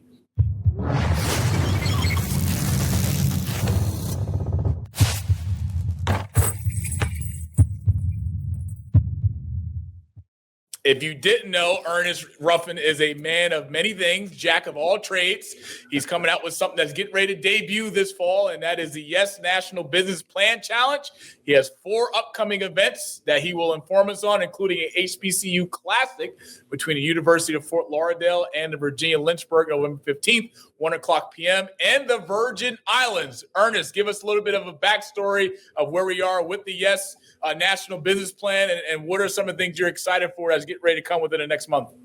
All right, so the YS Business Plan Challenge, we teach 6th to 12th grade young people the foundation of entrepreneurship and economic development in 27 U.S. cities, all 3 islands in the Virgin Islands and London. And so we bring the winning teams together in St. Croix first week in November and the kids, when they compete locally, they win $200 each young person, trophies, T-shirts, and an all expense paid trip to the Virgin Islands to compete in our National Business Plan Challenge for 6th to 12th grade young people. And so November 6th through the 9th, we'll have about 10 teams from around the country in London to come and compete for the chance to win $1,000 each young person. All right. So from there, so we've been doing that 5 years now, Monty, bringing kids to the Virgin Islands to do a business plan challenge. A lot of success, a lot of awards. Kids have been doing really well. I was asked in 2020, could we do a basketball tournament in the Virgin Islands? And so we started the YS HBCU Basketball Classic, bringing in 8 HBCUs to St. Thomas every December, right? So we got that coming up in December.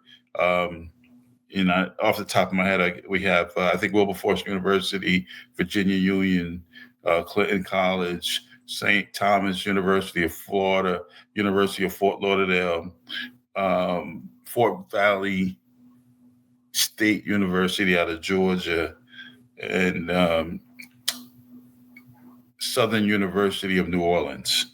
So those are the 8 teams that'll play in our HBCU Basketball Classic, which is the fastest growing basketball classic in the country, right? So I was asked to do that. That's been very successful. And now this will be our first year doing HBCU football in St. Croix, November 15th. And so we'll bring University of Fort Lauderdale and Virginia University at Lynchburg to St. Croix to play in the first ever American football game and American college football game in the Virgin Islands on November 15th. So we're excited about that. And it's good for the fans. We were going to do it last year, but the hurricane messed it up. So we brought those 2 teams back for this year. I'm excited. I can't wait to see. I know you're excited as well. Getting ready to gear up for November as well as December with bringing the HBCU teams to the Virgin Islands, overseas, I should say. That should be something that's going to be great. I know Gabe and I would love to have a plane ticket over there, but business is business, and Gabe is getting ready to gear up for his first job with the NBA. Excited for him and what's to come. Gabe, what are you doing with the NBA, Gabe? I'm a replay operator at the replay center in Secaucus. So. Oh, Gabe, you got a really crucial gig. Yeah. When the calls go down, Gabe, I'm going to sit there and watch TV and say, my man Gabriel messed that call up. Right. So I'm that's pretty excellent, much man. Congratulations. Thank you. Appreciate it.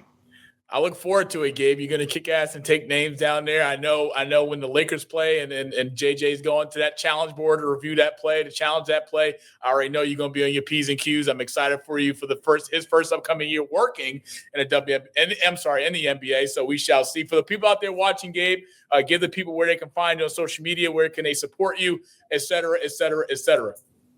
Really, I'm just on Twitter at the crossover 0. That's really where I post, stay up to date, post about basketball. If I'm writing articles on draft prospects, whatever the case may be, I'm pretty much showcasing everything I do on Twitter.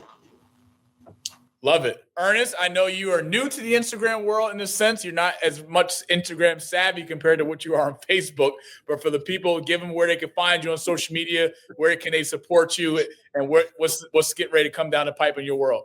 Instagram, I think I'm rough 50 at Instagram, I think.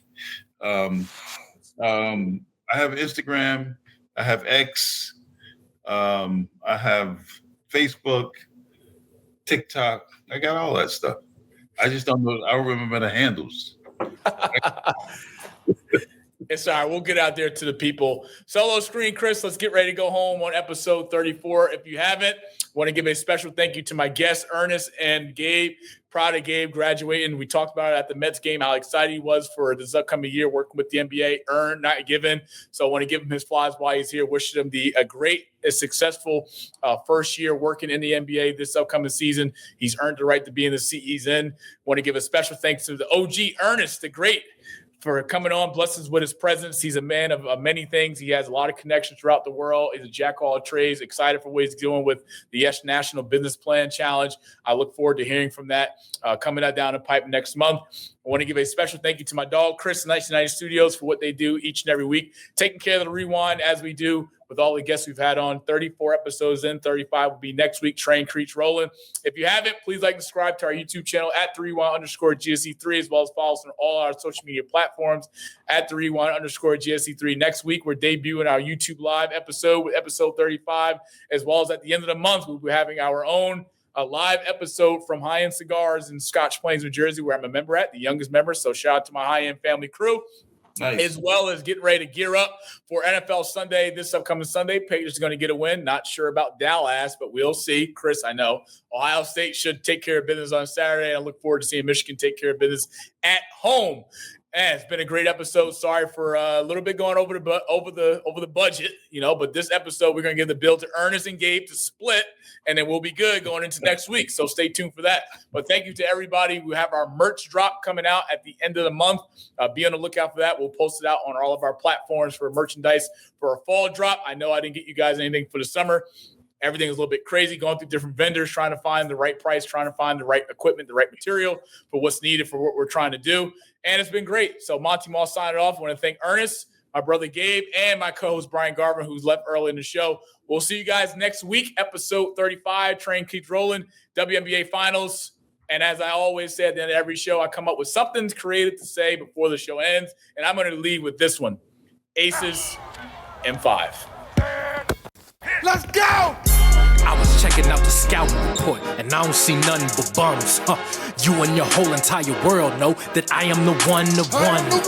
You and your squad ain't got nothing for me. Hey. Your organization is looking stressed. What? And now that you haters is running from me, I know that you see that I'm highly blessed. Here we go. Here we go. Here we go. Here we go. Yeah, we live with your boy Coach G. Yeah, we live with your boy Monty. You and your squad ain't got nothing for me. Your organization is looking stressed. And now that you haters is running from me,